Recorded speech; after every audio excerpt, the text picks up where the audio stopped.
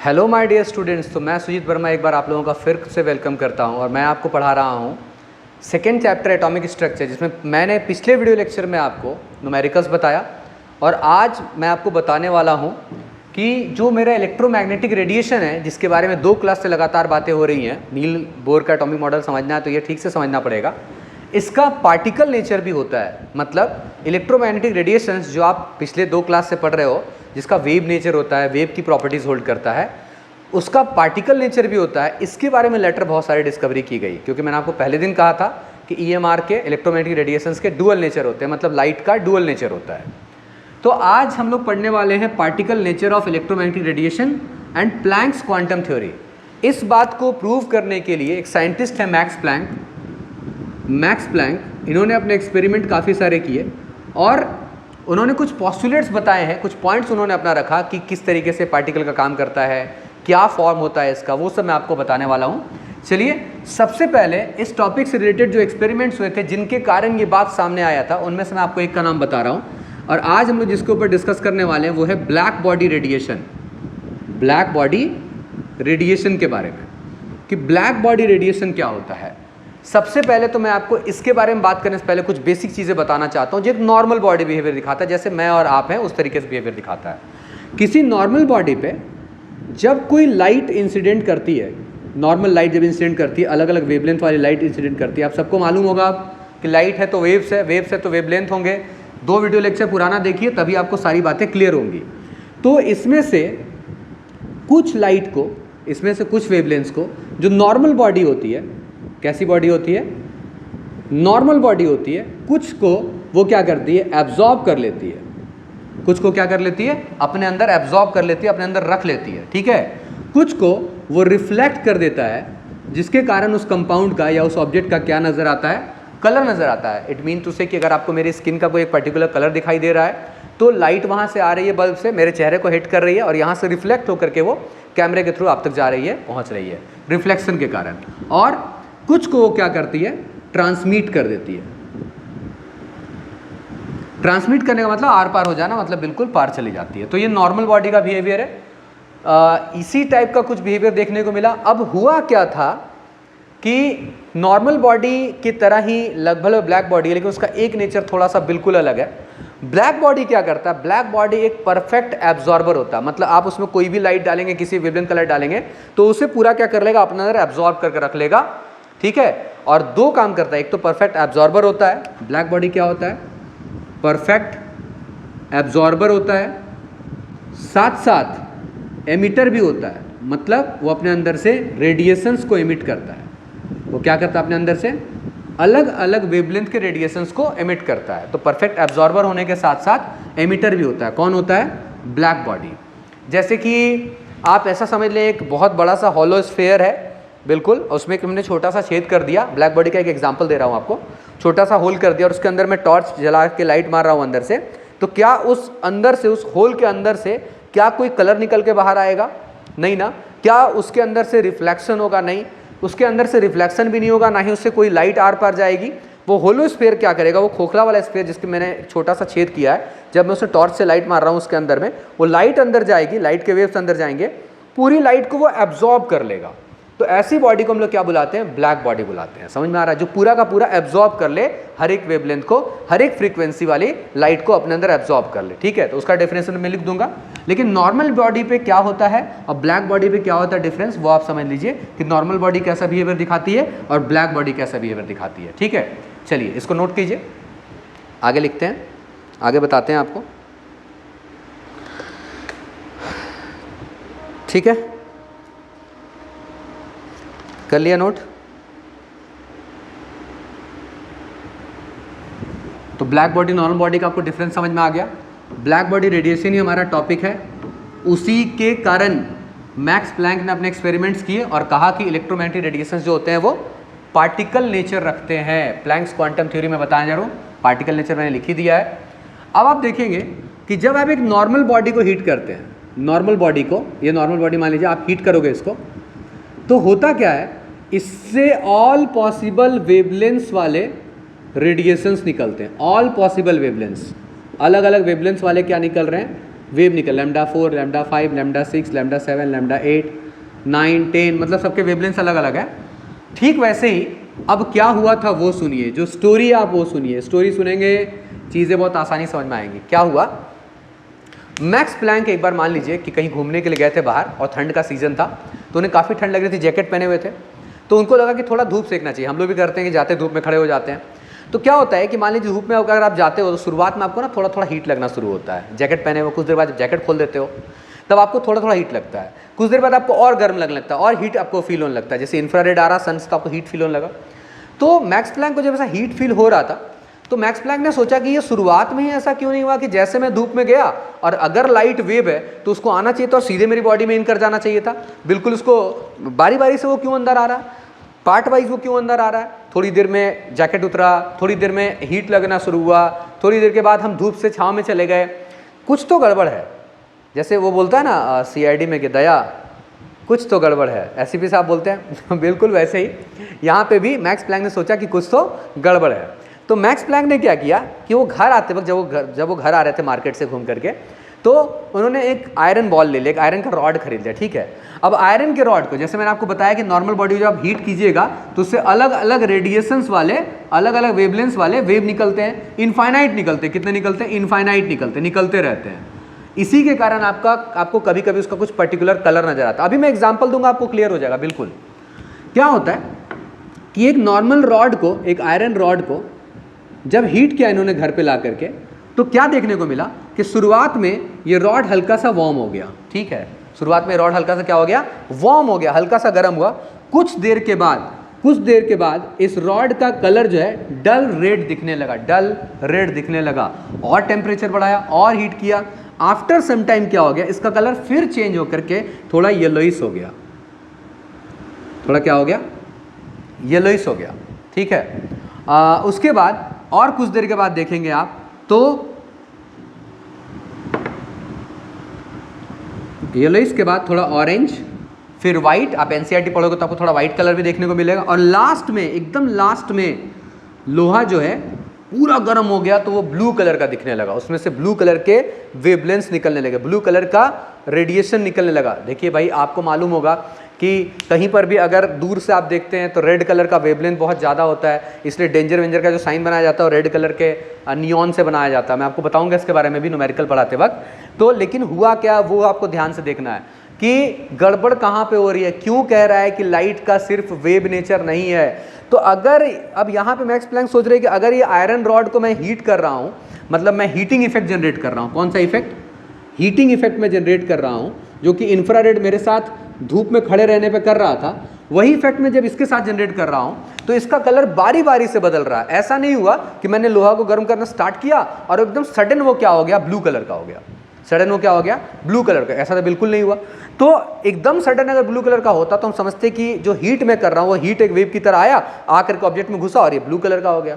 तो इसका मतलब ये है कि डेफिनेटली यहाँ पर थोड़ी थोड़ी देर के बाद जो हीट है वो थोड़ा ज़्यादा ट्रांसफर हो रहा, फिर थोड़ा बढ़ा, फिर थोड़ा हीट बढ़ा, फिर थोड़ा हीट बढ़ा, मतलब कुछ तो गड़बड़ है। हीट वेव की तरह तो नहीं आ रहा है, जो इंफ्रारेड हम तक आ रहा था सन से, वो वेव की तरह सिर्फ नहीं आ रहा है, कुछ तो यहाँ पे गड़बड़ है। तो इसके लिए मैक्स प्लैंक ने बहुत सारे एक्सपेरिमेंट्स किए और फिर उन्होंने पोस्टुलेट बनाए और फिर वो क्या कहने लगे, इस तरीके का काम हो रहा है। तो मैंने आपको भी कहा था ना, यहाँ पे जब आप किसी बॉडी को हीट करते हो तो उससे ऑल पॉसिबल वेवलेंथ वाले वेव निकलते हैं। तो क्या होता है, जिस वेवलेंथ का मैं आपको बता रहा हूँ, कोशिश कीजिएगा समझने का, जिस वेवलेंथ का, जिस कलर के वेवलेंथ की, अरे यार मार्कर ही गिर गया अंदर, कोई बात नहीं, जिस कलर की वेवलेंथ की इंटेंसिटी हाई रहती है। इंटेंसिटी मतलब होता है अमाउंट, मतलब एक्सटेंट। क्या होता है, कई लोग ने ये सब वर्ड समझ नहीं पाते, इसलिए मैं आपको कोशिश कर रहा हूँ, बेसिक आप समझिए, बहुत ईजी है। जिस कलर के वेवलेंथ की इंटेंसिटी ज़्यादा होती है, मतलब वो ज़्यादा निकलता है, ज़्यादा निकलता है, वो कलर आपके आईज परसीव करते हैं, देख पाते हैं। जैसे लोहा जब शुरुआत में डल रेड रहता तो दिखाई नहीं देता, लेकिन जब लोहा पूरा हॉट रेड हो जाएगा, डल रेड के बाद मैं यहाँ हॉट रेड लिख देता हूँ, पूरा रेड हो जाएगा, चमकीला रेड हो जाएगा, पूरा साइनी रेड इसको आप बोल सकते हैं। क्या हो जाएगा? साइनी रेड छूट गया था, लिख देते हैं, साइनी रेड हो जाएगा, तब वो आपको दिखाई देने लगे कि वो साइनी कलर का रेड हो गया, बहुत हीट हो गया, लोहा गर्म है, बोलते हैं ना लोहा गर्म है तो रेडिश दिखता है और येलोइश दिखता है, फिर वो ऑरेंजिश हो जाता है, लास्ट में एकदम ब्लू कलर का हो जाता है। ठीक है, मार्कर में लगता है इंक डालना पड़ेगा क्या? काम चल रहा है क्या? इंक कहाँ है? अच्छा डाल लेते हैं, पहले थोड़ा लिखें। हाँ भाई, येलोइश हो जाएगा, ऑरेंज हो जाएगा, ब्लू हो जाएगा। तो ये जो काम हो रहा है, जिस कलर के वेवलेंथ की इंटेंसिटी ज़्यादा होगी, वो ज़्यादा इंटेंसिटी मतलब उसकी मात्रा ज़्यादा होगी, उसका अमाउंट ज़्यादा होगा, आपके आईज उसी कलर को परसीव करेंगे, देख पाएंगे।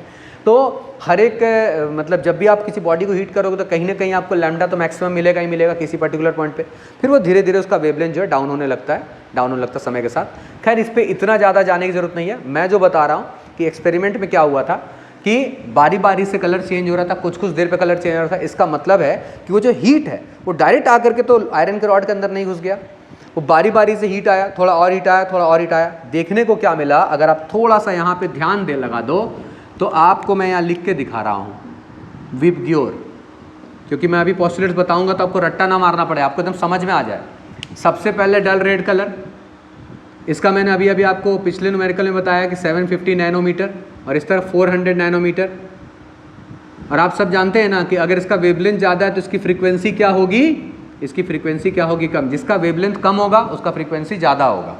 शुरुआत में वो डल रेड कलर का नज़र आ रहा था या साइनी रेड। साइनी रेड के बाद आप देख रहे हो कि यहाँ पे येलोइश दिख रहा है, येलोइश पहले ऑरेंज फिर येलोइश होता है, खैर इसको हटा देते हैं। ऑरेंज फिर येलोइश दिख रहा है, फिर उसके बाद वो आते आते कहाँ तक पहुँचा, ब्लू तक पहुँचा। कहाँ तक पहुँचा, वो ब्लू तक पहुँचा। जब वो ब्लू तक पहुँचा इसका मतलब ये हुआ कि यहाँ तक आने के बाद वेवलेंथ कम हो गया, वेवलेंथ कम हो गया, लेस डिक्रीजेस। इसका मतलब फ्रीक्वेंसी क्या हो गई, frequency is on higher side, frequency बढ़ गई। मतलब यहाँ से आप समझिएगा ध्यान से कि जैसे जैसे टेम्परेचर बढ़ाया गया, जैसे जैसे टेम्परेचर बढ़ाया गया वैसे वैसे फ्रीक्वेंसी क्या होने लगी, बढ़ने लगी। जब आप एनसीईआरटी को ध्यान से पढ़ेंगे ना आपको एक एक लाइन समझ में आएगा, आपको बुक से भी पढ़ना बहुत ज़रूरी है। तो जैसे जैसे टेम्परेचर बढ़ाया गया वैसे वैसे फ्रीक्वेंसी को बढ़ता देखा गया। फ्रीक्वेंसी मतलब कलर चेंज होना, फ्रीक्वेंसी चेंज होना मतलब कलर चेंज होना। फ्रीक्वेंसी ज़्यादा है, मान लीजिए आपको क्या कह रहा है, रेड कलर और ब्लू कलर है, किसकी फ्रीक्वेंसी ज़्यादा, तो बता देना ब्लू कलर की फ्रीक्वेंसी ज़्यादा है। कैसे पता चला, क्योंकि ब्लू कलर का वेवलेंथ कम होता है तो ब्लू कलर की फ्रीक्वेंसी ज़्यादा होगी। पिछले वीडियो लेक्चर्स मैंने आपको बताया दोनों एक दूसरे के इन्वर्सली प्रोपोर्शनल होते हैं। आप इसको नोट कीजिए, तब तक हम थोड़ा सा इंक डाल लेते हैं इसमें।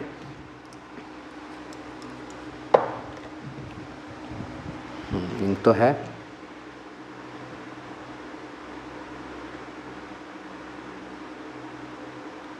नोट कर लीजिए और बात सब सोचिए। जब कुछ आप पढ़ रहे हैं ना उस समय आप थोड़ा उसको ना जस्ट इमेजिन करके देखिए कि क्या हो रहा है। कलर चेंज हो रहा है, कलर चेंज हो रहा मतलब फ्रीक्वेंसी चेंज हो रही है। फ्रीक्वेंसी बढ़ रही है या घट रही है, टेम्परेचर बढ़ाने के साथ साथ फ्रीक्वेंसी बढ़ रही है या घट रही है, आप सोच लीजिए एक बार, तभी आपको मेरी बातें समझ में आएंगी। ठीक है, तो आपने देख लिया कि जब एक बॉडी को हीट किया गया तो उसमें से अलग अलग वेवलेंथ निकल रहे थे, अलग अलग रेडिएशन वाले वेवलेंथ निकल रहे थे।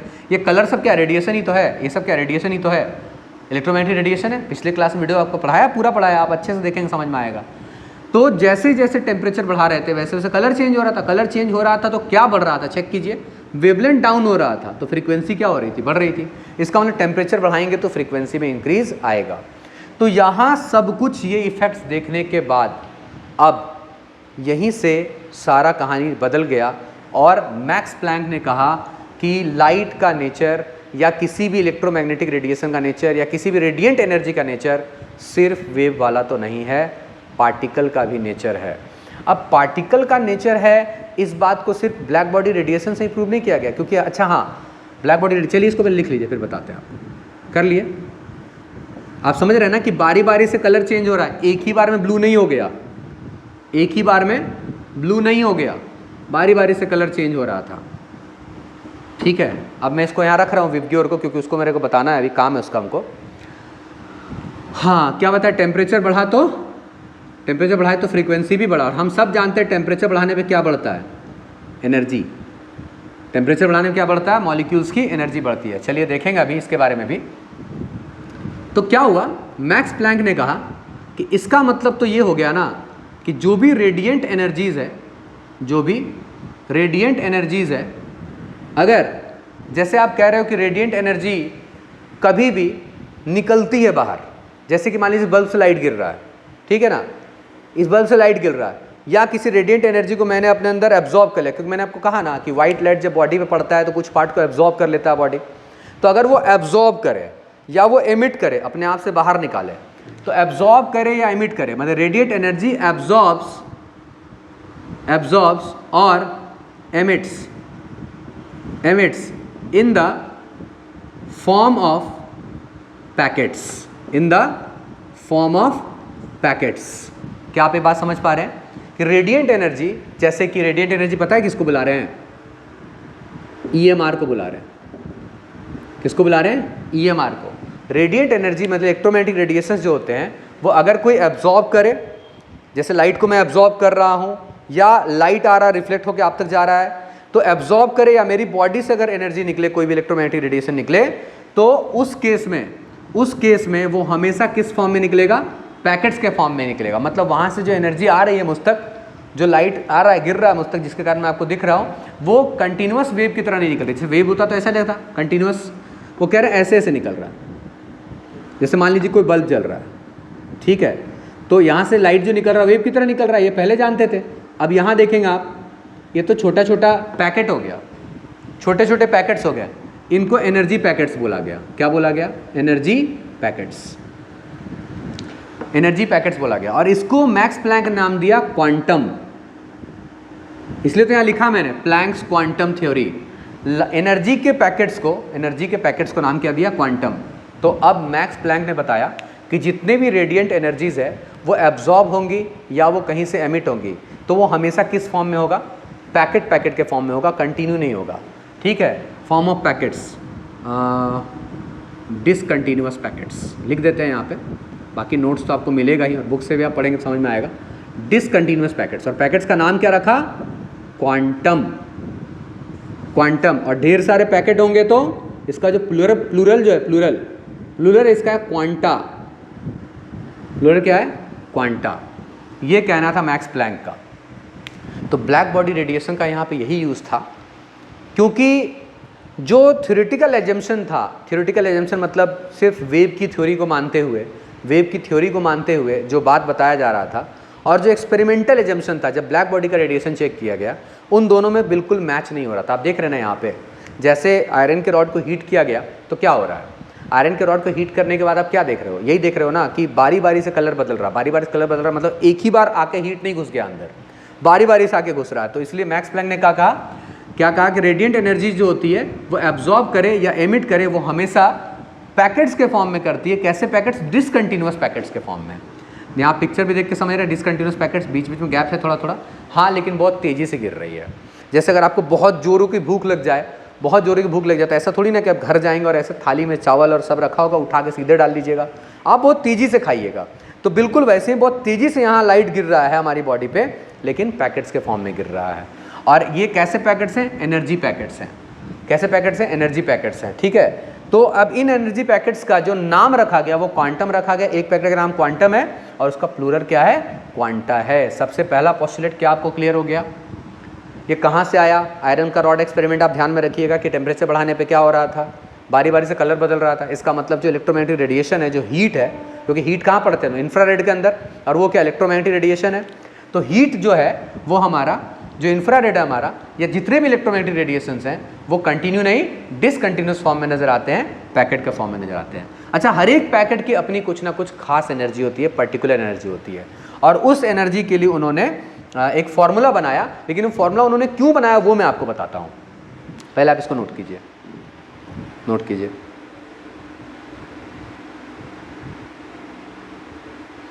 नोट कर लिए? ओके, अब देखिए वो फॉर्मूला क्यों बनाए। हर एक पैकेट जो एनर्जी का है उसके लिए वो फॉर्मूला बनाए हैं। जो फॉर्मूला बनाए हैं वो क्या फॉर्मूला बनाए हैं देखते हैं। फॉर्मूला वो बनाए हैं E is equal to H nu. ये बहुत इंपॉर्टेंट फॉर्मूला है। वन पैकेट एनर्जी, या इसको क्वांटम भी बोलते हैं, और लाइट के रिस्पेक्ट में इस क्वांटम का नाम फोटॉन है, जो कि आइंस्टीन का दिया हुआ है।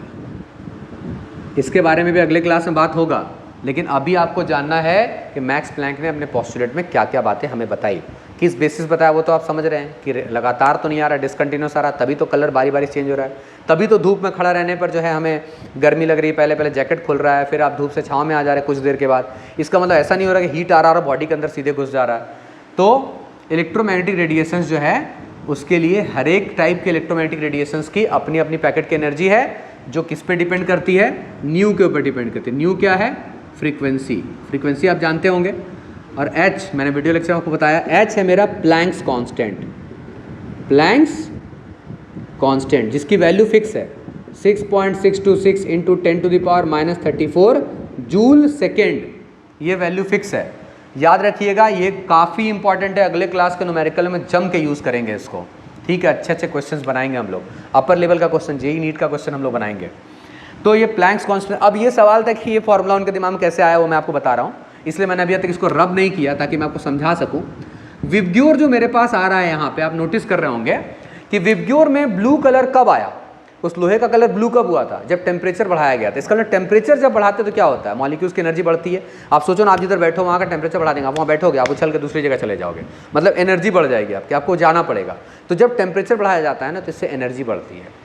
तो हम क्या देख रहे हैं, टेम्परेचर बढ़ाने पर एनर्जी बढ़ता है, और टेम्परेचर बढ़ाने पर यहाँ क्या बढ़ रहा था, फ्रीक्वेंसी। अब मैं आपको बताता हूँ फॉर्मूला कैसे बनाया, बहुत ईजी है, वेरी ईजी, बहुत ज़्यादा ईजी यार। ई जो है वो डायरेक्टली प्रोपोर्शनल हो गया किसका, न्यू का। क्यों, क्योंकि टेम्परेचर होता है डायरेक्टली प्रोपोर्शनल ई का। टेम्परेचर बढ़ाएंगे तो एनर्जी बढ़ेगा, टेम्परेचर बढ़ाएंगे तो एनर्जी बढ़ेगा, और टेम्परेचर बढ़ाने से एनर्जी बढ़ेगा, और टेम्परेचर बढ़ाने से फ्रीक्वेंसी बढ़ रहा था, यहाँ देखने को मिल रहा था। इसका मतलब टेम्परेचर बढ़ेगा तो एनर्जी बढ़ेगा, टेम्परेचर बढ़ेगा तो फ्रीक्वेंसी बढ़ेगा, मतलब एनर्जी बढ़ेगा तो फ्रीक्वेंसी बढ़ेगा। ई बढ़ेगा तो न्यू भी बढ़ेगा, जैसे जैसे एनर्जी बढ़ेगी वैसे से फ्रीक्वेंसी बढ़ेगी, जैसे फ्रीक्वेंसी बढ़ेगी वैसे से एनर्जी बढ़ेगी, दोनों एक दूसरे के डायरेक्टली प्रोपोर्शनल। और इस प्रोपोर्शनलिटी के साइन को हटा करके यहाँ पर एच लगाया उन्होंने, जो कि उन्होंने उनके नाम पर प्लैंक्स कांस्टेंट रखा गया। क्या ये बात क्लियर हो गई? तो आपको मेनली क्या याद रखना है, यहाँ पे मेनली आपको याद रखना है कि एक्सपेरिमेंट क्या हुआ था नहीं हुआ था वो तो बात कीजिए, आयरन रॉड वाला मैंने आपको बता दिया। यहाँ पे आपको याद रखना उन्होंने अपने पोस्टुलेट के अंदर क्या इंपॉर्टेंट बातें हमें बताई हैं। तो आप क्वांटम का नाम याद रखें, एनर्जी पैकेट का फॉर्मूला याद रखें। अब एक आपके पास दो फार्मूला हो गया, C = लैम्डा न्यू भी हो गया और E = h न्यू भी हो गया। C तब आया था जब वेव नेचर का बात हो रहा था, और ये कब आया जब पार्टिकल नेचर पे बात हो रहा है कि यहाँ भाई पार्टिकल नेचर है। लाइट का कैसा नेचर है, पार्टिकल नेचर, क्योंकि लाइट भी एक इलेक्ट्रोमैग्नेटिक रेडिएशन है, सभी इलेक्ट्रोमैग्नेटिक रेडिएशंस का पार्टिकल नेचर है, लाइट का भी है। इसको नोट कीजिए, आगे चलते हैं, सेकंड पोस्टुलेट की तरफ चलते हैं। ठीक, क्या आपको एक पॉइंट क्लियर हो गया? पहला पॉइंट था कि हमेशा डिसकंटिन्यूस निकलेगा इन the form of energy packets, quantum उसका नाम है, प्लूरल उसका क्वांटा है। सेकंड पॉइंट भी आपको क्लियर हो गया होगा, है ना? चलिए, E = h न्यू एकदम ध्यान में रखिएगा, बहुत इंपॉर्टेंट है, बहुत यूज़ करने वाले हैं इसका हम लोग, ठीक है। अब तीसरा और एक आखिरी पोस्टुलेट है वो ये है, वो क्या है? A body can, third number, a body can emit और absorb radiation is always integral multiple of h nu. मतलब क्या है? मतलब ये है, अगर मान लीजिए कोई भी बॉडी, जैसे मेरे ऊपर अभी ये लाइट गिरा यहाँ से, ठीक है, मेरे ऊपर यहाँ से लाइट गिरा, तो जो बॉडी होगा अब उसके ऊपर यहाँ से पैकेट गिर रहा है, तो ऐसा कभी नहीं होगा कि 5.2 पैकेट गिर गया, मतलब फ्रैक्शनल वैल्यू कभी नहीं होगा, ये 5.2 पैकेट गिर गया। जब कभी भी होगा तो वो इंटीग्रल मल्टीपल ही होगा। इंटीग्रल मल्टीपल का मतलब होता है E = n × h न्यू, जहाँ n की वैल्यू होगी 1 2 3 4 फिक्स्ड वैल्यूज होगी, इसी को हम इंटीग्रल मल्टीपल वैल्यू बुलाते हैं। मतलब एक बॉडी अगर कोई रेडिएंट एनर्जी अपने अंदर से निकालेगा तो मान लीजिए वो 5 पैकेट निकालेगा, 10 पैकेट निकालेगा, 20 पैकेट निकालेगा, ऐसा कभी नहीं होगा कि 3.5 पैकेट निकालेगा या 3.5 पैकेट एब्जॉर्ब कर लेगा, ऐसा कभी नहीं होगा, ठीक है। तो फ्रैक्शनल वैल्यू कभी नहीं होगा, जब भी होगा तो हमेशा एब्जॉर्ब करेगा तो भी इंटीग्रल मल्टीपल में करेगा, एमिट करेगा तो भी इंटीग्रल मल्टीपल में करेगा। मतलब एब्जॉर्ब किया तो मान लीजिए 5 पैकेट एब्जॉर्ब कर लिया, एमिट किया तो मान लीजिए कि h न्यू का n टाइम्स ही निकालेगा। n टाइम्स मतलब जैसे कि 1 time of H new, 2 times of H new, 3 times of H new. ऐसा कभी नहीं होगा कि 3.5 times of H new, 4/5 times of H new, ऐसा कभी नहीं होगा। तो इसी तरीके से बॉडी, कोई भी बॉडी रेडिएंट एनर्जी को एब्जॉर्ब करेगी या तो इमिट करेगी। तो अब तो हमें अगले क्लास में इस टॉपिक पे न्यूमेरिकल बनाना है, लेकिन उससे पहले आप थ्योरी को अच्छे से पढ़ेंगे। और मैं आपको बताऊंगा 1-2 फार्मूला है। जैसे कि अगर मान लीजिए अब मैं आपको अगर यहाँ से कहूँ कि अब आपके पास 2 फार्मूला आ गया, एक तो यहाँ C = लैम्डा न्यू है और दूसरा हमारे पास C हाँ लैम्डा न्यू और E = h न्यू है। h की वैल्यू आप जरूर याद रखें, h हमारा प्लैंक्स कांस्टेंट है। h की वैल्यू 6.626 × 10⁻³ जूल सेकेंड। जूल को क्या लिख सकते हैं, kg मीटर स्क्वायर पर सेकेंड स्क्वायर। जूल को हम ये भी लिख सकते हैं MKS में, ज़रूरत पड़ेगा इसका भी हम लोगों को कुछ क्लास के बाद, तो इसको भी ध्यान में रखिएगा। तो h की यूनिट हो जाएगी kg मीटर स्क्वायर पर सेकेंड। h की यूनिट कितनी हो जाएगी, kg मीटर स्क्वायर पर सेकेंड। ये पर सेकेंड स्क्वायर इस सेकेंड के साथ ऑपरेट होगा तो क्या बनाएगा, पर सेकेंड बनाएगा ना, तो यही ऑपरेट होगा यहाँ पे। तो आई होप कि आपको ये सारी बातें समझ में आ गई होंगी। मैंने आपको आज बताया कि लाइट का जो दूसरा नेचर होता है, जो पार्टिकल नेचर होता है, उसका मैंने पहला पॉइंट बताया आपको। इसमें मैंने आपको बताया ब्लैक बॉडी के बारे में, परफेक्ट एब्जॉर्बर और एमिटर होता है। जब वो एमिट करता है तो उसके अंदर से जो भी रेडिएशंस बाहर निकलते हैं, उसी रेडिएशन को क्या कहा जाता है, ब्लैक बॉडी रेडिएशन। उसी रेडिएशन को क्या कहते हैं, ब्लैक बॉडी रेडिएशन। इम्पॉर्टेंट क्या था यहाँ पे कि ब्लैक बॉडी क्या होता है, जो परफेक्ट एब्जॉर्बर होता है और साथ में एमिटर भी होता है। जो बॉडी परफेक्ट एब्जॉर्बर हो या एमिटर हो, ना तो वो रिफ्लेक्ट करे किसी लाइट को, ठीक है, और ना ही वो ट्रांसमिट होने दे लाइट को। मैंने आपको बताया था, होलोस्फीयर का एग्जांपल दिया था, उसको हम ब्लैक बॉडी बुलाएंगे। जो भी रेडिएशंस वो निकालेगा उसको हम क्या बोलेंगे, एमिट करेगा अपने अंदर से रेडिएशंस को हम क्या बुलाएंगे, ब्लैक बॉडी रेडिएशन बुलाएंगे। मेनली था कि लाइट जो है वो कंटिन्यूस फॉर्म में नहीं, मैं लाइट इसलिए बोल रहा हूँ क्योंकि लाइट के बारे में स्टडी चल रही है, बाकी सारे इलेक्ट्रोमैग्नेटिक रेडिएशन इस प्रॉपर्टी को होल्ड करते हैं। दुनिया में कोई भी इलेक्ट्रोमैग्नेटिक रेडिएशन है, सभी के सभी वेव नेचर भी रखते हैं और पार्टिकल नेचर रखते हैं। अभी पहले तो अगले क्लास में इसका न्यूमेरिकल देखेंगे हम लोग, इस पर बेस्ड अच्छे न्यूमेरिकल्स देखने वाले हैं।